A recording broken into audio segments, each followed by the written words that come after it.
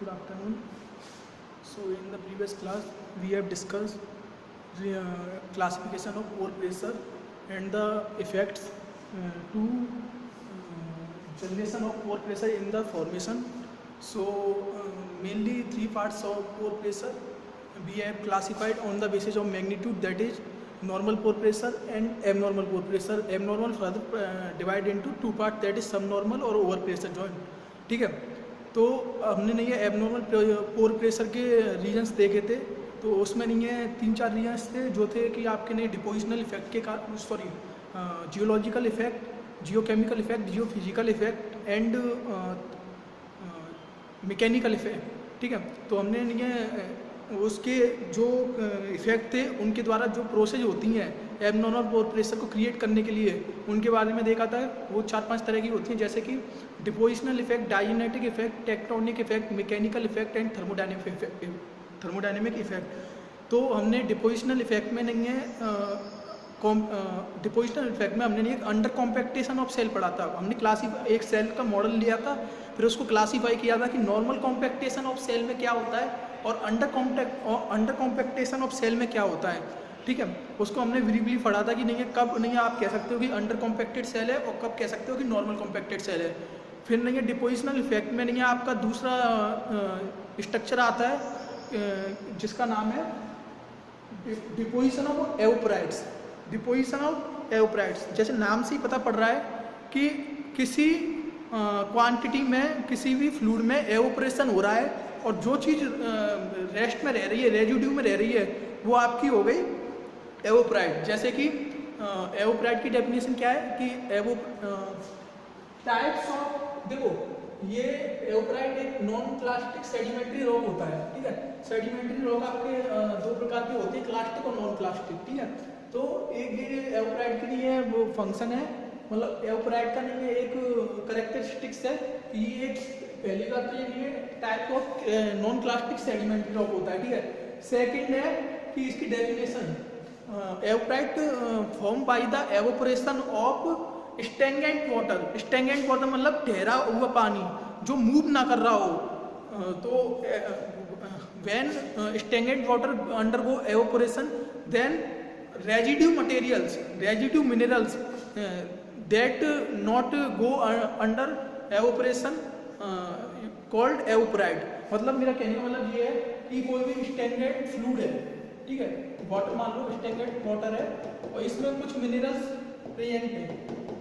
ठीक है, अब ये तो नहीं, अब ये तो आपके वोलेटाइल है, जो वाटर है वो तो आपका वोलेटाइल है, जो नहीं है आपका नहीं है जो मिनरल्स उसके प्रेजेंट है वो आपके नॉन वोलेटाइल है, तो नॉन एवोपरेटिबल है. तो नहीं है आपके लिए जब नहीं है इसमें एवोपरेशन हो जाएगा तो ये सिंपली क्या रह जाएगा, आपका मिनरल्स रह जाएंगे, रेजिड्यू मिनरल्स. ठीक है, और जब इसमें से वाटर निकल जाएगा या फिर कोई भी फ्लूइड होगा वो अदर फ्लूइड निकल जाएगा तो ये एकदम कोलैप्स से हो जाएंगे. तो ये एक ऐसे स्ट्रक्चर को ये कुछ इस तरीके से हो जाएंगे. ठीक है, मतलब एक हमारा स्टैग्नेंट फ्लूइड था उसमें एवोपरेशन हुआ, जो एवोपरेट होने वाला फ्लूइड था वो एवोपरेट हो गया, जो रेस्ट मिनरल थे वो कंबाइन होकर एक आपका एवोपराइट बना दिया. तो वही है एवोपराइट की definition, form by evaporation of stagnant water and residue minerals called evaporite. ठीक है, व्हिच कैन नॉट एवोपरेट. इसमें से ये वाला फ्लूइड एवोपरेट हो गया लेकिन आपके मिनरल्स एवोपरेट नहीं हुए, तो ये आपका हो गया एवोपरेट की डेफिनेशन.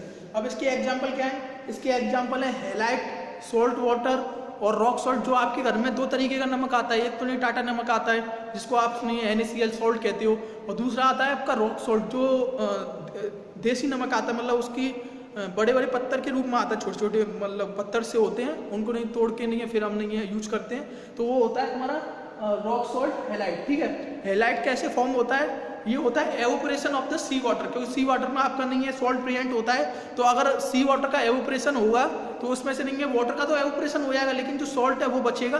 तो नहीं है जो तुम्हारा हैलाइट है वो कैसे फॉर्म होता है, evaporation of the sea water.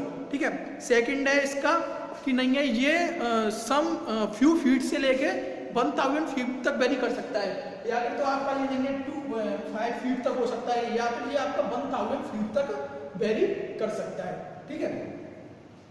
तो evaporite rock by evaporation of sea water, ठीक है। और थिकनेस मैंने बता दी फ्यू फीट से थाउजेंड्स ऑफ फीट तक ये वेरी करेगी एवोप्राइट की, ठीक है। टोटली इम्परमेबल टू फ्लूइड्स, अगर कोई एवोप्राइट फॉर्म होता है, ठीक है, कोई एवोप्राइट फॉर्म होता है और इसके नीचे कोई फॉर्मेशन है जिसके पोर स्पेस में फ्लूइड भरा हुआ है,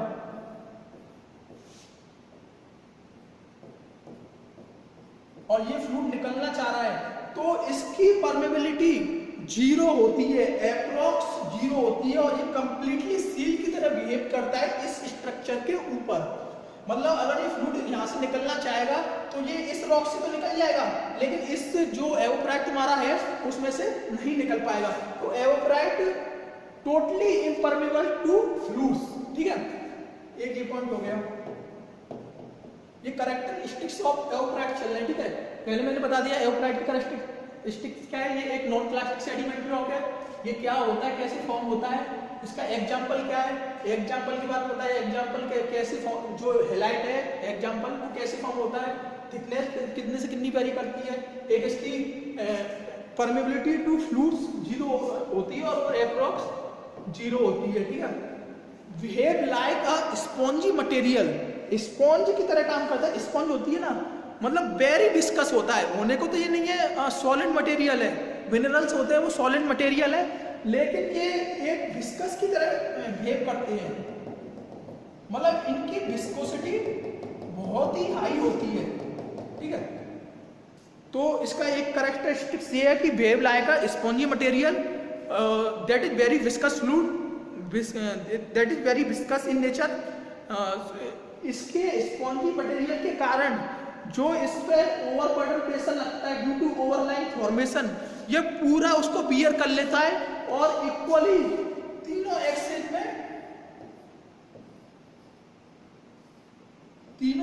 में डिस्ट्रीब्यूट कर देता है। X axis, Y axis, sorry X axis, Z axis और वाई एक्सिस, ठीक है। ये तीनों एक्सिस में जैसे 1000 psi का इस पे नहीं है, ओवरबर्डन प्रेशर लग रहा है, तो 1000 t इसमें जेड एक्सिस में, 1000 t एक्स एक्सिस में और 1000 t आपकी वाई एक्सिस में ये डिस्ट्रीब्यूट कर देगा। ये क्यों हो रहा है, क्योंकि ये बहुत ही हाईली स्पॉन्जी मटेरियल होता है, that is highly viscous material होता है। मैंने यहाँ पर लिखा भी है बिहेव एज स्पॉन्ज, स्पॉन्ज की तरह बिहेव करता है, that is highly viscous. Due to this sponge nature absorb all overburden pressure and exert same overburden pressure equally in all three directions, x axis, y axis and z axis, ठीक है। ये रहा, जैसे कि ये तुम्हारा एवोप्राइट है और इस पर ये 5000 psi का फोर्स लग रहा है, ओवरबर्डन प्रेशर लग रहा है, तो ये 5000 x एक्सिस, 5000 z एक्सिस और 5000 y एक्सिस में डिनोट कर देगा, ठीक है। तो मैं क्या कह सकता हूं इस चीज से, मैं ये कह सकता हूं कि जो तुम्हारा हॉरिजॉन्टल में फोर्स लग रहा है, हॉरिजॉन्टल डायरेक्शन में एवोप्राइट में हॉरिजॉन्टल डायरेक्शन में फोर्स लग रहा है, प्रेशर लग रहा है, वो सेम प्रेशर है जो लग रहा है वर्टिकल डायरेक्शन में। मतलब हॉरिजॉन्टल डायरेक्शन में जितना स्ट्रेस लग रहा है, तुम्हारा प्रेशर लग रहा है, वो आपके ओवरबर्डन प्रेशर के बराबर है। सो ये एक क्वांटिटी इंपॉर्टेंट है कि in evaporite horizontal stress is equal to overburden stress. हमने नहीं है अंडर कॉम्पैक्टेशन और कॉम्पैक्टेशन ऑफ सेल में पढ़ा था कि अंडर कॉम्पैक्टेशन ऑफ सेल में भले ही आपकी जो फ्लूइड है सेल के अंदर वो पूरा नहीं है ओवरबर्डन प्रेशर को बियर कर रहा है, लेकिन तुम्हारे जो फ्लूइड का एबनॉर्मल पोर प्रेशर है वो आपके ओवरबर्डन प्रेशर से हमेशा कम ही रहता है। लेकिन यहाँ पर जो तुम्हारा हॉरिजॉन्टल स्ट्रेस है, that is horizontal pore pressure, horizontal formation pressure, formation तुम्हारा एवोप्राइट है, तो हॉरिजॉन्टल एवोप्राइट के अंदर हॉरिजॉन्टल पोर प्रेशर या फिर हॉरिजॉन्टल फॉर्मेशन प्रेशर या फिर हॉरिजॉन्टल स्ट्रेस आपका ओवरबर्डन प्रेशर के बराबर है। ओवरबर्डन स्ट्रेस कह लो या फिर ओवरबर्डन प्रेशर कह लो, ठीक है, इसके बराबर है, ठीक है। उधर तो कम था, जो एबनॉर्मल पोर प्रेशर हो रहा था फॉर्मेशन का, वो नहीं है आपके ओवरऑर्डर प्रेशर से कम था, इधर बराबर है, ठीक है। डिपोजिशन ऑफ एवोपराइट में वो क्या था, डिपोजिट मतलब कॉम्पैक्टेशन और अंडर कॉम्पैक्टेशन ऑफ सेल, अंडर कॉम्पैक्टेशन में बराबर था, ठीक है, कॉम्पैक्टेशन में नहीं, ठीक है। नेक्स्ट पॉइंट क्या आता है, अगर हमारे पास कोई एवोपराइट मटेरियल है, एवोपराइट फॉर्मेशन है और इसमें हम ड्रिलिंग करना चाहते हैं, जैसे कोई एवोपराइट मटेरियल है हमारे पास और इसमें हम ड्रिल करना चाहते हैं या फिर इसके पास से भी ड्रिल करना चाहते हैं, तो इसका प्रेशर इतना ज्यादा होता है, इतना हाईली विस्कस होता है कि हमें जो केसिंग और ट्यूबिंग ड्रिलिंग के दौरान यूज करेंगे उनकी कोलैप्स स्ट्रेंथ बहुत ही ज्यादा होनी चाहिए।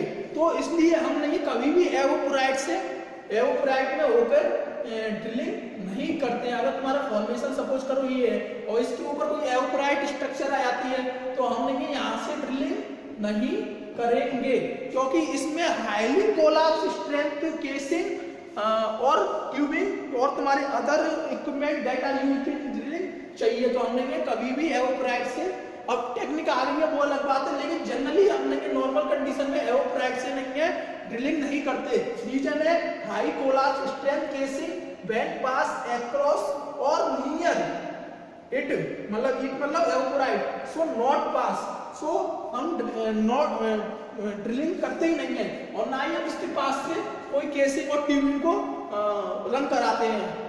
इसमें डायरेक्शनल ड्रिलिंग कुछ इस तरीके से यहाँ से इतने से होगी, ठीक है। तो एक स्पेसिफिकेशन होगी कि हाई कोलैप्स स्ट्रेंथ चाहिए आपको केसिंग की, जब नहीं है आप एवोपराइट के पास से, एवोपराइट में से या फिर एवोपराइट के नजदीक से आप ड्रिलिंग कराओगे, ठीक है।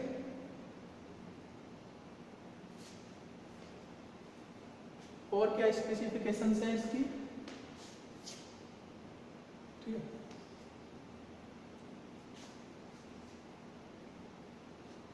हाई कोलैप्स स्ट्रेंथ तक हो गया, एक सेकंड। हाँ, एवोपराइट कॉजेज एबनॉर्मल पोर प्रेशर। देखो एवोपराइट क्या है, ये इसकी परमेबिलिटी अप्रोक्स 0 है, सील्ड एक सील की तरह बिहेव करता है। अगर इसके आसपास कोई फॉर्मेशन है और इसमें फ्लूइड भरा है और ये फ्लूइड इससे पास नहीं हो सकता, चाहे इस पर कितना भी लोड पड़े, ओवरबर्डन प्रेशर कितना भी पड़े इसके द्वारा भी, तो ये इस फ्लूइड को निकलना होगा इधर से, लेकिन ये फ्लूइड यहां से पास नहीं हो सकता। क्यों? क्योंकि इसकी परमेबिलिटी 0 है। तो जब एवोपराइट किसी भी फॉर्मेशन के अपवर्ड या फिर नियरर होता है तो उस फॉर्मेशन को वह एबनॉर्मल प्रेशर जोन बना देता है। क्यों? क्योंकि उधर से नहीं है ओवरबर्डन प्रेशर लगने के बावजूद फ्लूइड उसमें से नहीं निकलना, तो नहीं है सारा ओवरबर्डन प्रेशर आपका फ्लूइड को कैरी करना पड़ेगा, इसलिए आपका नहीं है एबनॉर्मल प्रेशर जोन बन जाएगा। मैंने वही लिखा है evaporite causes abnormal pore pressure zone on which zone, मतलब evaporite causes abnormal pore pressure zone on which zone it is form, on which zone it is form, इस जोन पे ये फॉर्म हो गया है, ठीक है। और कवर्ड जोन, इस जोन को इसने कवर्ड भी कर लिया है, ठीक है, इस जोन को, ठीक है। तो एवोपराइट एक एबनॉर्मल पोर प्रेशर जोन बनाता है जिस जोन के ऊपर ये कवर्ड हो जाता है या फिर आसपास होता है, ठीक है। क्योंकि इसकी due to its permeability nearly 0 pore fluid in the zone below it not pass and entrapped causes over pressure zone. और जो ओवर एबनॉर्मल पोर प्रेशर होगा जोन का, जो उसके नीचे है या फिर आसपास है, उसका प्रेशर किसके बराबर होगा? ओवरबर्डन प्रेशर के। ये मैंने आपको पहले बताया था, क्योंकि नहीं है ये एक स्पॉन्ज मटेरियल होता है, हाईली विस्कस होता है, ओवरबर्डन प्रेशर को तीनों डायरेक्शन में इक्वली बांट देता है, तो फॉर्मेशन का प्रेशर कितना हो गया? ओवरबर्डन प्रेशर के बराबर, ठीक है। और ये तो हो गई आपकी नहीं है एवोपराइट की कैरेक्टरिस्टिक्स और एवोपराइट क्या होता है। एवोपराइट का एक एग्जांपल होता है salt diapirism. Salt diapirism, one of the form of evaporite is salt diapirism, ठीक है। अब सॉल्ट डाइप्रिज्म क्या होता है? होता तो एवोपराइट है, लेकिन होता क्या है सॉल्ट डाइप्रिज्म? कैसे फॉर्म होता है, क्या होता है? देखो सॉल्ट का तो हमको समझ में आ रहा है कि सॉल्ट। डायप्रिज्म क्या होता है? डायप्रिज्म होती है कि geological intrusion of the less mobile high mobile low density plastic material when present in the downward formation into the upward formation। मतलब कहने का ये है कि अगर आपका कोई फॉर्मेशन है, ठीक है, मैं खाली अभी डायप्रिज्म बता रहा हूँ, ठीक है, सॉल्ट डायप्रिज्म के बारे में बात करेंगे हम, ठीक है।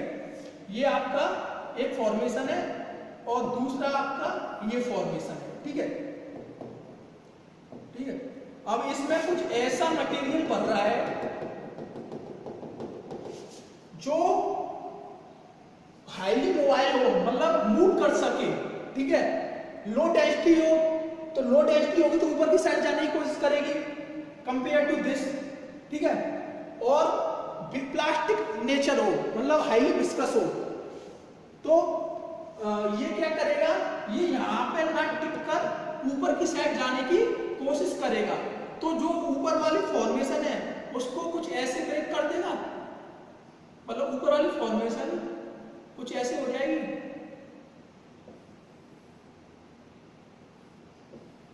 और ये जब मूव करेगा तो ये इधर का पोर्शन कवर कर लेगा, ठीक है। तो ये इस फॉर्म में चेंज हो गया, ठीक है, ये इस फॉर्म में चेंज हो गया, ठीक है। तो ये यहां पर आगे इस प्रोसेस को बोलते हैं, ये नीचे वाला जो फॉर्मेशन है ऊपर वाली फॉर्मेशन में इंट्रूशन कर गया, मतलब नीचे से ऊपर की तरफ इसको तोड़ के घुस गया, तो ठीक है। डायप्रिज्म क्या होती है? जियोलॉजिकल इंट्रूशन, मतलब जियोलॉजिकली मतलब कोई नहीं है प्रोसेस जियोलॉजी के कारण हो, उसकी स्ट्रक्चर के कारण हो, तो नहीं है उसके कैरेक्टरिस्टिक्स के कारण हो, ठीक है। तो जियोलॉजिकल इंट्रूशन मतलब होता है नीचे, मतलब एक लेयर में घुस जाना। Geological intrusion in which mobile, ये मोबाइल है, लेस टेंस भी है, plastic material underline formation, plastic material भी है और अंडरलाइन है, इस फॉर्मेशन के अंडरलाइन है। फोर्स इनटू अपवर्ड फॉर्मेशन, ये इसमें फोर्स लगा के, फोर्स इनटू अपवर्ड फॉर्मेशन, ये अपवर्ड फॉर्मेशन में इसमें फोर्स लगा के घुस गया, ठीक है, इनटू अपवर्ड फॉर्मेशन, जो कि ओवरलाइंग है, जो ओवरलाइंग है उस फॉर्मेशन के जिसमें से फ्लूइड मूव कर रहा है, due to low density then upward formation. कहने का मतलब ये है कि जैसे आपका एक फॉर्मेशन ये है, एक फॉर्मेशन ये है, ठीक है, इसको 2 मान लो, इसको 1 मान लो, ठीक है। तो इसमें कोई फ्लूइड है जो कि लेस डेंस है, हाईली मोबाइल है, मतलब मोबाइल में मूव करने की क्षमता इसकी ज्यादा है, और प्लास्टिक नेचर है इसका, ठीक है। तो ये दूसरे फॉर्म, जो ये डाउनवर्ड फॉर्मेशन होगा, ये अपवर्ड फॉर्मेशन हो गया, तो ये इसमें इंट्रूशन कर जाएगा, मतलब इसमें घुस जाएगा, ठीक है, ट्रेवल करते करते। तो ये कुछ इस तरीके से में चेंज हो जाएगा,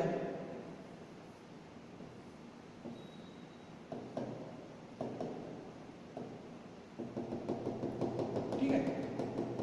ये वाला फ्लूइड इसमें चला गया, तो इसको बोलेंगे डायप्रिज्म। पूरी प्रोसेस को, ये पूरा जो बना है ना, इसको बोलेंगे डायप्रिज्म। और इसकी डेफिनेशन हो गई geological intrusion in which mobile latence of plastic material underline force into upward formation, जो कि ओवरलाइंग है, due to low density then upward formation. इसकी लो डेंसिटी के कारण, देखो हमारे पास due to low density then upward formation, अगर इसकी 3 डेंसिटी है, इसकी 2 है, तो ये ऊपर जाने की कोशिश करेगा, तो इसकी low density due to upward formation compare to upward formation, ठीक है। जैसे हमारे पास एक बीकर है, इसमें वाटर है, गैस है, ऑयल, ठीक है। तो गैस की डेंसिटी लो होती है, तो ये सबसे ऊपर जाने की कोशिश करेगी, ऑयल बीच में आने की कोशिश करेगा, वाटर की सबसे हाई होती है, तो वाटर यहाँ पर आएगा। तो वाटर, ऑयल और गैस, तो मैं कह सकता हूँ गैस का इंट्रूशन हो गया, ड्यू टू लेस डेंस के कारण इन द ऑयल, तो ऑयल नीचे आएगा, गैस ऊपर चली जाएगी। इसी प्रकार से तुम्हारा ये ऊपर वाला फॉर्मेशन बीच में आ गया और तुम्हारा ये जो नीचे जो मटेरियल था वो मोबाइल होकर ऊपर आ गया, ठीक है, मूव होकर ऊपर आ गया। तो इसको बोलते हैं डायप्रिज्म। क्यों? और सॉल्ट डायप्रिज्म तब बोलते हैं जब जो मटेरियल मूव कर रहा है वो तुम्हारा सॉल्ट हो, मतलब ये मटेरियल आपका सॉल्ट हो। तो सॉल्ट डायप्रिज्म क्या होगा? सॉल्ट जो कि लेस डेंस है मोबाइल और प्लास्टिक एट एलिवेटेड टेम्परेचर, और टेम्परेचर प्रेशर ज्यादा हो तो ये प्लास्टिक की तरह भी बिहेव करता है, ठीक है। Salt formation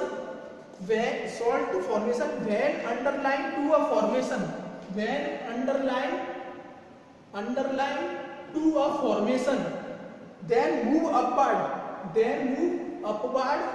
due to low density तो है ही, मैंने बताया लेस डेंस है, and form salt dome in overlying formation and form salt dome in overlying formation। जो ये होगी तुम्हारी डायप्रिज्म की प्रोसेस डेफिनेशन, ये होगी तुम्हारी सॉल्ट डायप्रिज्म की डेफिनेशन। अब सॉल्ट डायप्रिज्म एक प्रोसेस है और इसके द्वारा जो स्ट्रक्चर बनती है, ये वाली स्ट्रक्चर, इसके द्वारा जो स्ट्रक्चर बनती है इसको बोलते हैं साल्ट डोम। डोम होता है जो अपनी मस्जिदें होती है ना, उनके ऊपर एक कुछ इस तरीके का बना होता है, ठीक है, ये इसको बोलते हैं डोम। और साल्ट का है तो मतलब ये साल्ट डोम कह रहे हैं, तो ये साल्ट का बना हो, ठीक है। तो जब ये ऊपर आएगा तो ये कुछ इस तरीके की शेप लेता है, तो साल्ट डोम की शेप कुछ इस तरीके की होती है, ठीक है। तो ये हो गया आपका एवोप्राइट का एक एग्जांपल होता है साल्ट डोम। अब देखो एवोप्राइट का एग्जांपल होता है तो ये एवोप्राइट की सारी प्रॉपर्टी होगी इसमें कि इसकी देखिए परमेबिलिटी नियरली 0 होगी, ठीक है, और एक सील की तरह बिहेव करेगा ये, ठीक है, एक सील की तरह बिहेव करेगा, ठीक है। तो देखो साल्ट भी जब नहीं किसी फॉर्मेशन के ऊपर अपवार्ड या किसी फॉर्मेशन के आसपास होगा तो उस फॉर्मेशन में नहीं है abnormal pore pressure zone create कर देना, क्योंकि उस फॉर्मेशन से वो किसी भी फ्लूइड को पास नहीं होने देगा, ठीक है। तो salt lead to abnormal pore pressure in surrounding formation due to act as a perfect seal. Perfect seal क्यों है? क्योंकि नहीं है इसकी परमेबिलिटी 0 होती है, और सॉल्ट की तो वैसे भी परमेबिलिटी 0 होती है, परमेबिलिटी ऑफ पोरोसिटी, ठीक है। तो सॉल्ट एक नहीं है तुम्हारा abnormal pore pressure zone create करेगा जिसके आसपास ये हो, जिस फॉर्मेशन के आसपास ये होगा, ठीक है। तो दो तरीके हैं साल्ट डोम के एबनॉर्मल पोर प्रेशर बनाने के, 2 ways to create abnormal pore pressure in surrounding zone, that is due to salt dome formation, जैसे तुम्हारा एक ये है, एक तुम्हारा एक फॉर्मेशन है, इसके ऊपर तुम्हारा साल्ट डोम है, ठीक है, इसमें फ्लूइड भर रहा है, इस पर प्रेशर लग रहा है, तो इस पर भी प्रेशर लग रहा है, तो ये फ्लूइड आना चाहेगा लेकिन ये निकलने नहीं देगा। तो ये एक, और यहाँ पर भी फॉर्मेशन होगा क्योंकि ये इस फॉर्मेशन को अपवार्ड फॉर्मेशन होगा, ठीक है, तो ये नीचे से ऊपर जो ही तो जाएगा तो अपवार्ड फॉर्मेशन होगा। तो ये के इसकी 0 है ये, तो इसमें से जो फ्लूइड निकलेगा ना ड्यू टू ओवरबर्डन प्रेशर के कारण, तो ये उसको निकलने नहीं देगा। तो provide lateral seal to stop pore fluid expansion, pore fluid के एक्सपेंशन को लेटरल सील प्रोवाइड करता है इन ओवरलाइंग फॉर्मेशन, ठीक है। Extra tectonic activities in overlying formation. अब एक्स्ट्रा टेक्टोनिक एक्टिविटीज क्या हो गई? जैसे कि ये फॉर्मेशन, जैसे कि ये तुम्हारा नीचे का फॉर्मेशन है, ये ऊपर का फॉर्मेशन है, ये तुम्हारा साल्ट डोम इसमें जा रहा है। तो टेक्टोनिक एक्टिविटीज सच है फोल्ड, फॉल्ट और अपलिफ्ट ये होती है। तो फोल्ड में मान लो फोल्ड हुआ, तो फोल्ड में क्या होता है कि जो ऊपर वाली स्ट्रक्चर है ना वो कुछ इस स्ट्रक्चर में बदल जाएगी, तो इसको बोलते हैं फोल्ड, ठीक है, इसको बोलते हैं फोल्ड। तो फोल्ड के कारण इसमें पहले फ्लूइड क्रिएट था, अब फोल्ड के कारण ये स्ट्रक्चर इसमें बदल गई, ये वाली स्ट्रक्चर इसमें बदल गई, तो इसका वॉल्यूम घट गया, वॉल्यूम घटाए तो प्रेशर तो उतना ही लग रहा है, तो फ्लूइड दबेगा और जब नहीं है यहाँ पर साल्ट में दबने के बावजूद भी यहाँ पर साल्ट में तो फ्लूइड निकल नहीं पाएगा, तो नहीं है ये अपने आप में एक abnormal pore pressure zone create करेगा ड्यू टू टेक्टोनिक एक्टिविटी। तो ये फोल्ड बन गया। फोल्ड भी बन सकता है। फोल्ड कैसे बनेगा कि जो ओवरलैंड फॉर्मेशन है ना वो 2 पार्ट में डिवाइड हो जाए और बीच में आया तुम्हारा साल्ट, तो इसको बोलते हैं फोल्ड, ठीक है। या फिर मैंने ये जो तुम्हारा फॉर्मेशन था ना, ये अपवर्ड फॉर्मेशन, ये ऊपर चला जाए और नीचे तुम्हारा साल्ट में आया, इसको बोलते हैं अपलिफ्ट। इस शेप में आया ना, इसको बोलते हैं फोल्ड। इसके बारे में पढ़ेंगे टेक्टोनिक इफेक्ट में। ये इसको बोलते हैं फोल्ड और इसको बोलते हैं अपलिफ्ट, ठीक है। तो एक तो रीजन ये हो गया due to salt lateral seal provide होगा तो फ्लूइड निकल नहीं पाएगा और एक्स्ट्रा टेक्टोनिक एक्टिविटी करेगा जो अपने आप में एक abnormal pore pressure zone create करेगी। दूसरा रीजन क्या हो सकता है, Salto encapsulate rafters of the above formation. जैसे ये साल्टो का इसमें फ्लूइड भर रहा है, ये साल्टो बनाएगा और ये तुम्हारा एबव फॉर्मेशन है, इसके राफ्टर्स हैं। राफ्टर्स होते हैं सपोर्टर्स, बीम, ठीक है। अगर इस तरह साल्ट निकला और इसने इसको कवर कर लिया तो इसके अंदर जो प्रेशर है ना वो इसको ट्रैप कर लेगा, तो ये एक एब्नॉर्मल फॉर्मेशन बनाएगा और ट्रैप कर लेगा तो एक एब्नॉर्मल फॉर्मेशन बनाएगा और इसमें जो फ्लूइड प्रेजेंट है उसको भी नहीं निकलने देगा, तब भी आपका एक एब्नॉर्मल प्रेशर बनेगा। ये राफ्टर्स होते हैं, जनरली लाइमस्टोन और डोलोमाइट होते हैं। और देखो इसमें लिखा है साल्टो एनकैप्सुलेट राफ्टर्स। राफ्टर्स क्या है, supporter of overlying formation that is beam of overlying formation usually limestone and dolomite, ठीक है। एज मूव अपवर्ड, जब मूव अपवर्ड करेगा, एंड ड्यूरिंग एनकैप्सुलेटिंग, एनकैप्सुलेट मतलब कवर कर लेना, अपने अंदर ले लेना, during encapsulating trapping pressure with in rafters and stop dewatering या फिर डी फ्लूइड, मतलब फ्लूइड को डी फ्लूइड मतलब फ्लूइड के निकलने को रोक देगा राफ्टर में से, सो नहीं राफ्टर्स में एबनॉर्मल पोर प्रेशर फॉर्मेशन बनेगा। तो ठीक है, तो आपका एक salt due to deposition of evaporite एक एबनॉर्मल पोर प्रेशर जोन बनाएगा, उसका एग्जांपल साल्टोन। और साल्टोन में वो सारी प्रॉपर्टी होगी जो तुम्हारी एवोप्राइट में होती है, और जहां पर भी ये साल्टोन ऊपर या नीचे किसी के प्रेजेंट होगा तो परफेक्ट सील करेगा। और सील कैसे करेगा, एक इस तरीके से कर सकता है, एक उसके लिए राफ्टर्स को एनकैप्सुलेट कर सकता है, ठीक है। तो ये दोनों कारणों की वजह से ये एक एबनॉर्मल पोर प्रेशर जोन बनाएगा। तो ये तुम्हारा हो गया कंप्लीट डिपोजिशन। डिपोजिशन में अंडर कॉम्पैक्टेशन और नॉर्मल कॉम्पैक्टेशन में पढ़ा दिया था, और ये तुम्हारा मैंने डिपोजिशन ऑफ एवोप्राइट पढ़ा दिया।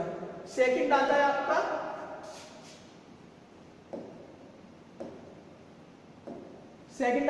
डायनेटिक इफेक्ट, डायनेटिक प्रोसेस। सेकंड आता है आपका डायनेटिक प्रोसेस।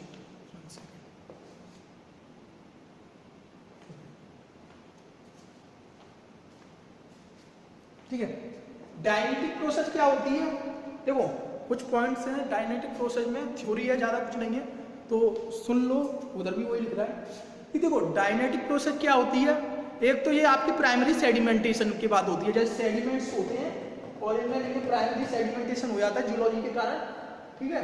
तो एक तो ये प्राइमरी सेडिमेंटेशन की बात होती है। ये क्यों होती है, due to increase in pressure and temperature, so physical and chemical property of the sediment change हो जाती है, और इसी प्रोसेस को हम बोलते हैं डाइसिनेसिस।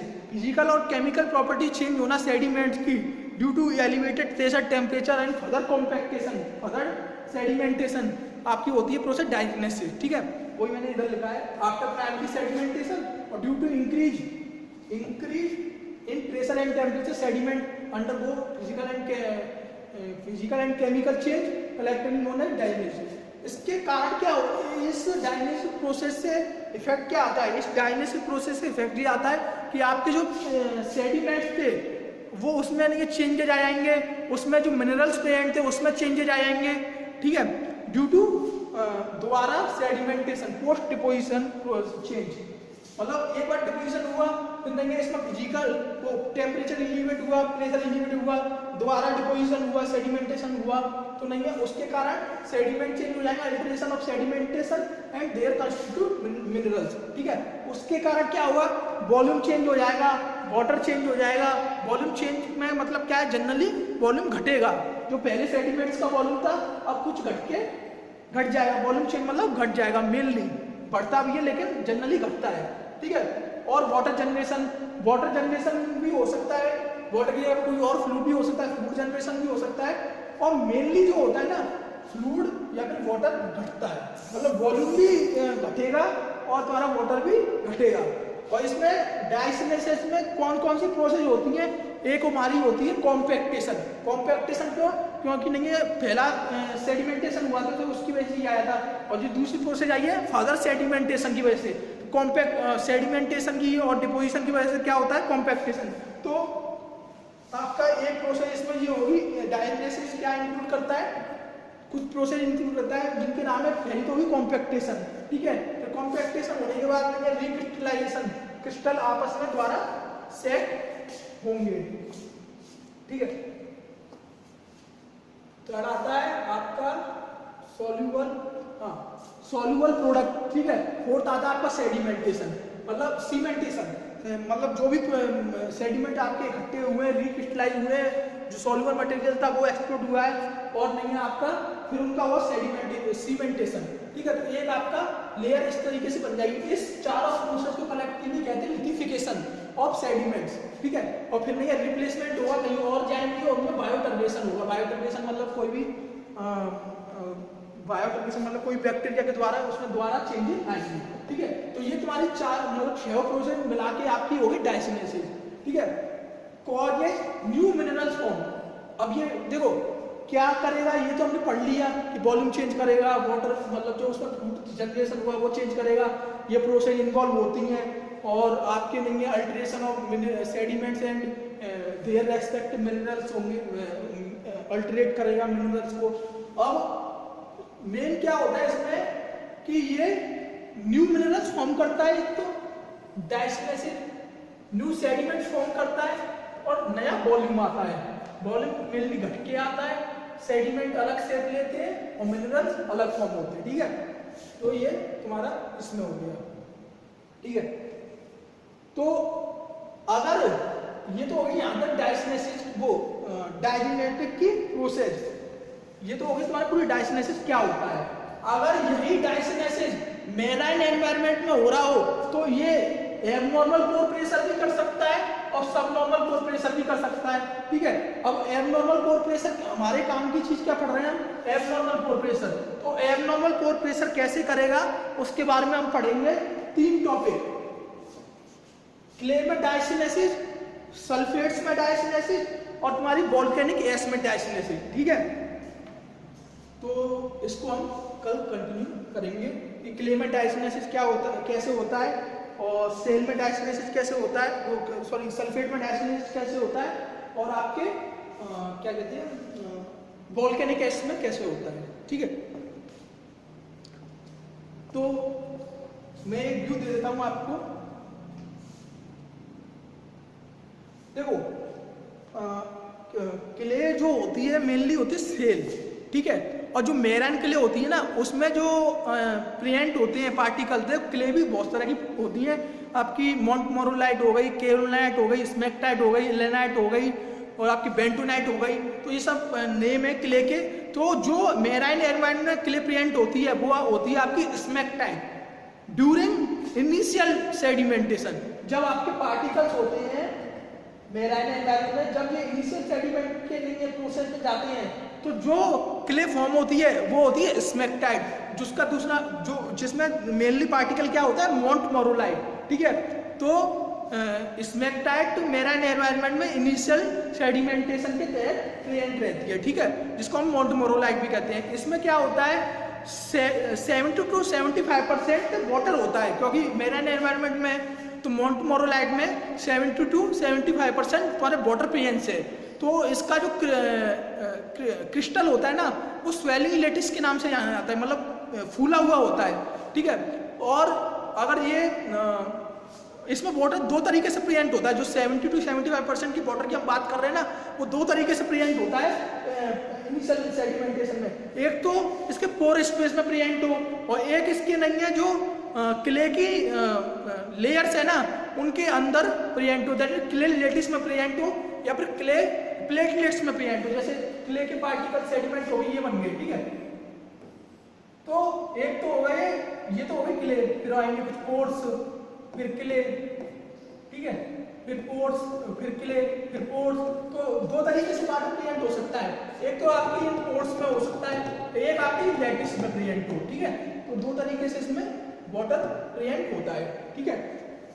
अब जो तुम्हारी नहीं है जो क्ले होती है मैराइन एनवायरनमेंट में, वो रिच इन वो एल्कलाइन नेचर की होती है, मतलब एल्कलाइन नेचर की होती है। जैसे कि उसमें नहीं है कुछ पार्टिकल कैल्शियम मैग्नीशियम के पाए जाते हैं, कुछ नहीं है तुम्हारे पोटेशियम के पाए जाते हैं। जनरली जो रिच होता है कैल्शियम मैग्नीशियम पोटेशियम में, वो होता है आपका कैल्शियम एंड मैग्नीशियम, और जो लो अमाउंट में होता है वो होता है तुम्हारा पोटेशियम, ठीक है।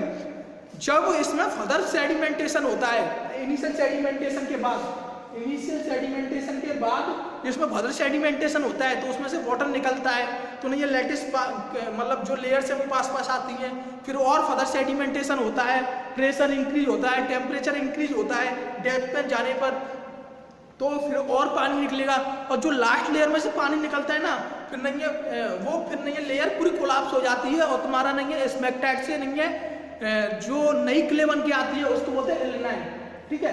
तो स्मेक्टाइट से एलिनाइन में जाना क्ले डायस्मेसिस प्रोसेस के